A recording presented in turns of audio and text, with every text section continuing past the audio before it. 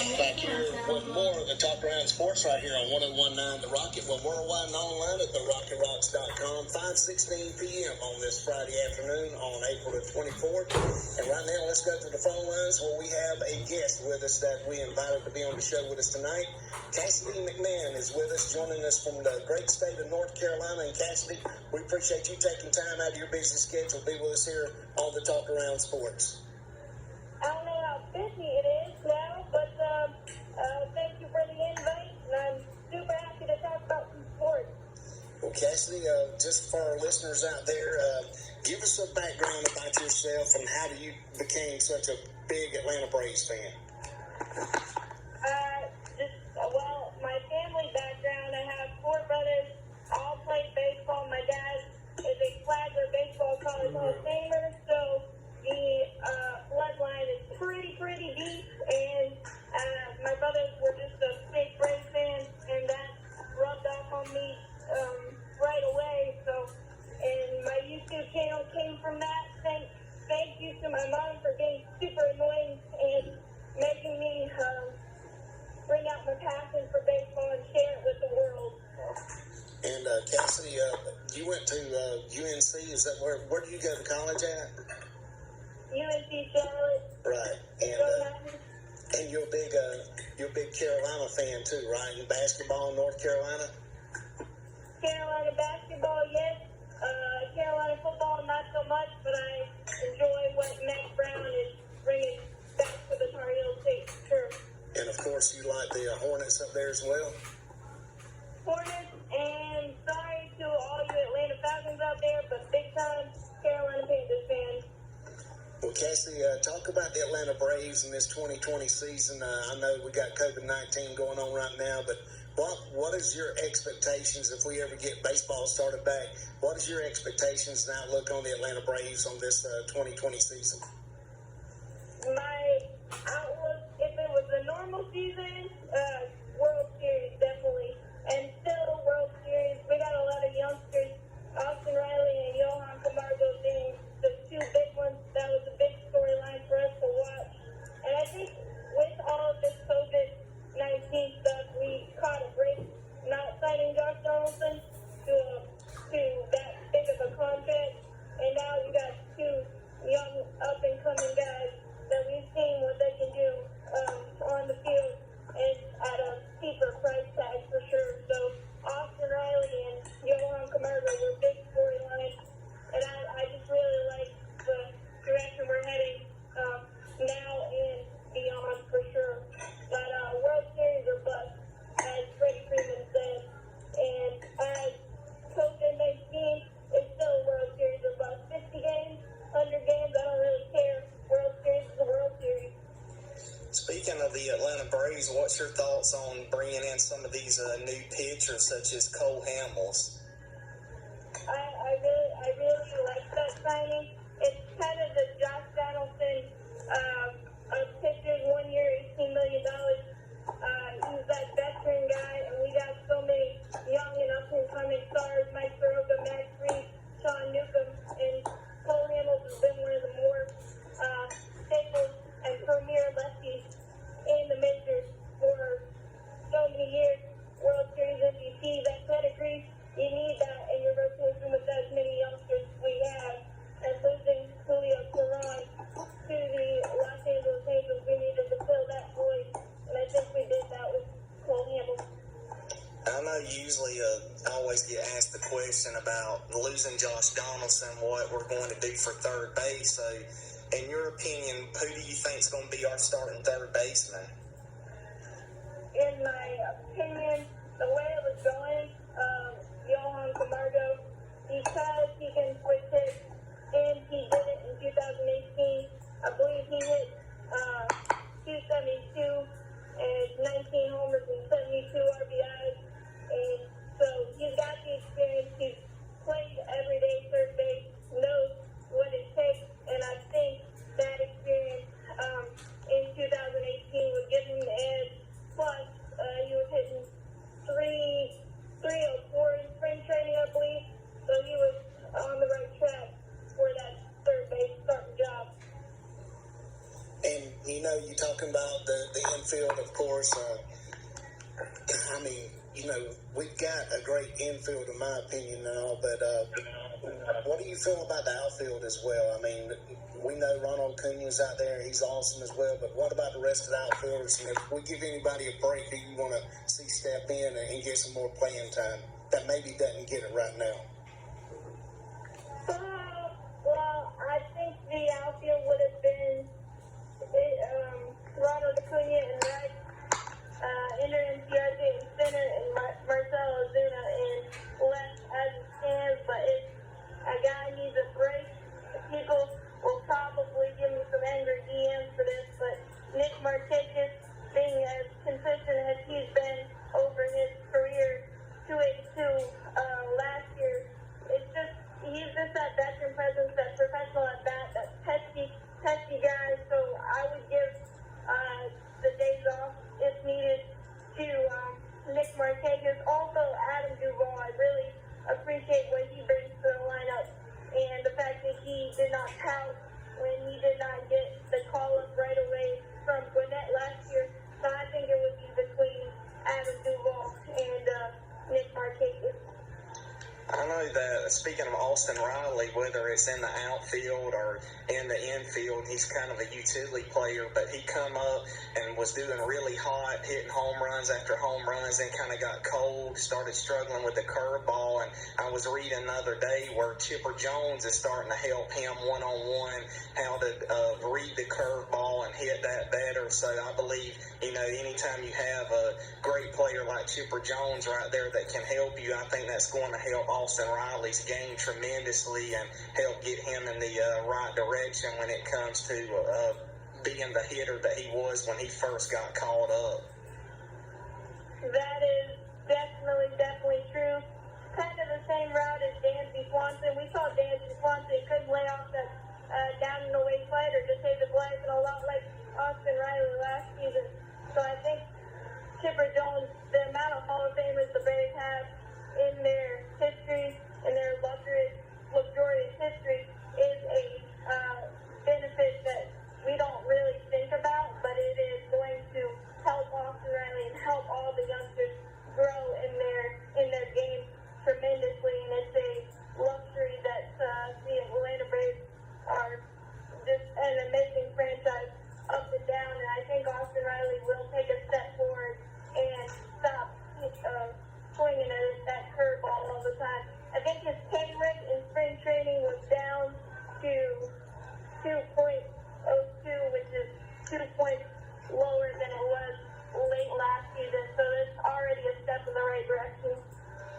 Speaking of Dansby, Lieutenant Dan, I mean, the guy's just playing great baseball, and he's another one of those young ones that we depend on as well, too. And your thoughts about Dansby Swanson? Dansby Swanson I honestly think he's very underappreciated just because of how slow of a start I guess he had with us, with the swinging at the low and outside pitch and all that, and having to be the savior of Atlanta, because that was the big get in our rebuild. And now just coming into his own, that opposite field power, again, the Chipper Jones effect is just absolutely amazing, and he's definitely a force to be reckoned with. And I think if he can stay healthy, and if it was a regular season, 25 and an all-star appearance wasn't too far out of Dansby Swanson's sight. The way he came up there in the playoff series and just had his welcome to the show moment, sort of, I'm here to stay kind of thing. And I really love Dansby and his personality and what he brings to the ball club on both sides of the ball. And you're talking about Alsby and Ronald Acuna Jr. I mean, it's just fun watching those two guys play. That's just not, it's really not fair. You're not supposed to have that much fun with what you do, but that energy that both of them bring is like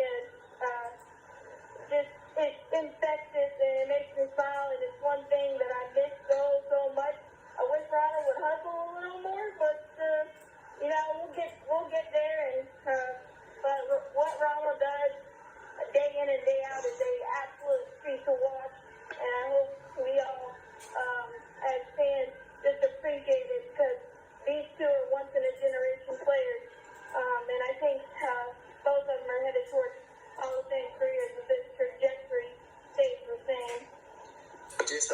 note on Dansby Swanson. I know that I always loved watching the Braves games, especially when I was growing up with my grandparents. And my grandpa is 89 years old, and he's been watching the Braves for years and years. And he says as far as potential goes and just all-around great shortstop, that he hasn't really seen one in many years that could be what Dansby Swanson could turn out to be.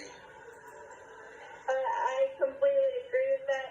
You saw that before he got drafted at Vanderbilt. Every defensive play, every big hit that they needed, and it's starting to come to fruition with the Braves.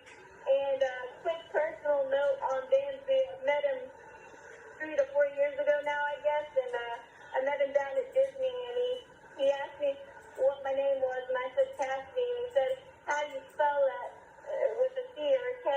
And I said with a C. He said good, because we don't like K's. And I said that's the kind of guy that we want in our locker room and our ball club. He's just such a great guy, great person, great player, and he's just scratching the surface of his potential. Yeah, no doubt about it, and just a great guy all the way around. Glad to see he's right there playing with the Braves and all, and having an outstanding career so far with him. I hope he gets to stay in the Braves uniform and just have a one team throughout his career and retire with the Atlanta Braves. And hopefully he can continue to do what he's doing now, which is just playing great baseball, and hopefully he'll be able to continue that. I completely agree. Switching real quick, because I know you're an avid Carolina Panthers fan as well. What's your opinion on the hiring as Matt Rule coming from Baylor as the new head coach at Carolina? I know we're avid Georgia Bulldogs football fans, and we had to face Baylor in the Sugar Bowl this past year. But what's your opinion on what he's going to bring to the Carolina Panthers? I think he's the perfect mix of old school and new school. He wants a tough nose, grind it out type of team, and that's the kind of thing the Panthers need. That kind of just I don't know how to say it, but old school and new school. I think it's going to be a perfect mix. Plus with Joe Brady and the college experience, he had the college vibes, the NFL game completely, and I think his interviews and talks about football in general make you want to run through a wall, and I think we just needed a new energy, and I think Matt Rule is the perfect guy for that, and I'm really excited to see what he puts out on the field this season. Real quick before we get back to the Braves, another quick question on the Panthers is, last night the NFL draft first round went down, and he's originally from the state of Georgia, but the Carolina Panthers selected defensive tackle Derek Brown. Yeah, that's right, Derek Brown. And Georgia was recruiting him hard. He ended up going to Auburn, but Derek Brown is probably the best defensive tackle coming out of college this year as interior defensive lineman, and it was great to see him get picked up by the Panthers. So what's your thoughts on his game? He's a perfect fit for us. Our run defense was, in a worse future last year. 29 rushing touchdowns allowed. We need a guy, a run stuffer, a big guy in the middle just to clog things up. And that's what Derek Brown gives you, exactly what he gives you. And I know a lot of people wanted Isaiah Simmons, but it's an immediate need, and we filled that. Plus, Derek Brown was the SEC Player of the Year last year, and that you don't get that lightly. There are so many All-Pros and Pro Bowlers that come out of the SEC. It's absolutely amazing. So that accomplishment tells me enough and all I need to know. Plus, Joe Brady said that he was the hardest guy to scheme for, and that's good enough for me. And I mean, he didn't miss a tackle all last season. Plus, he had a 90.6 pressure rating, meaning quarterbacks and running backs are on the ground for big negative loss plays. And it's just a perfect fit for our defense. It's a nasty front now, and I'm very excited to see what Derek Brown brings us. Wrapping it up, getting back to the Braves real quick, your thoughts and opinions on this, kind of a funny note here, but because everyone always jokes about it, no matter who you are, if you're a Braves fan, but do you think that Charlie Culberson and Dansby Swanson are long-lost brothers? Yeah, I think you could honestly say that because I think in a few of my recap videos I've got them mixed up, to be honest with you. So yeah, I'm pretty sure that they are brother from another mother or something. But that's funny to think about. But yeah, I never thought about it that way. Yeah, they look like twins to me, and I really think that Dansby or Charlie, I think their real brother got mixed up, and both of them actually supposed to have been together. But anyway, that's a great story within itself. But Cassidy, anybody that's wanting to follow you, your YouTube channel, any other way they can follow you, how can they reach out and follow you and see all your recaps you do, not only for the Braves, but I know you do some other recaps as well, too, for your other sports teams that you like. How can they follow you and reach out and continue on, viewing these recaps? My YouTube channel is Braves Anatomy, like Grey's Anatomy, but Braves Anatomy. You can follow me on Twitter, Castmax_21, Instagram, Castmax_07, and you can obviously follow me on Facebook at regular Cassidy McMahon. And spell your last name for them once again, Cassidy. MCMAHON. And Cassidy, I know that you are avid sports fans. It's great seeing your story and how it developed and the passion that you have for all the various sports and all you cover and all. And it's always great catching up with you and seeing all the recaps you do for the various sports and all that you love so much. Well, thank you guys for allowing me to come on here and talk about sports. It's been a while, and it feels really good, and I can't wait to get back to doing what I love, and that's recapping Braves baseball. But I thank you guys for having me on. It's been a great experience, and I can't wait to do it again. Well, I'll tell you what, Cassidy, as soon as we get baseball started back up, we are definitely going to have you back on again. And we'll talk some more sports, baseball, football, basketball. We'll talk some more down the road and all, too. And we can't wait to have you back on our show, okay? That sounds awesome. Thank you guys so much. All right, Cassie, thank you for taking your time out to be with us here on the Talk Around Sports, and you have a great weekend. You too. You as well. Thank you so much.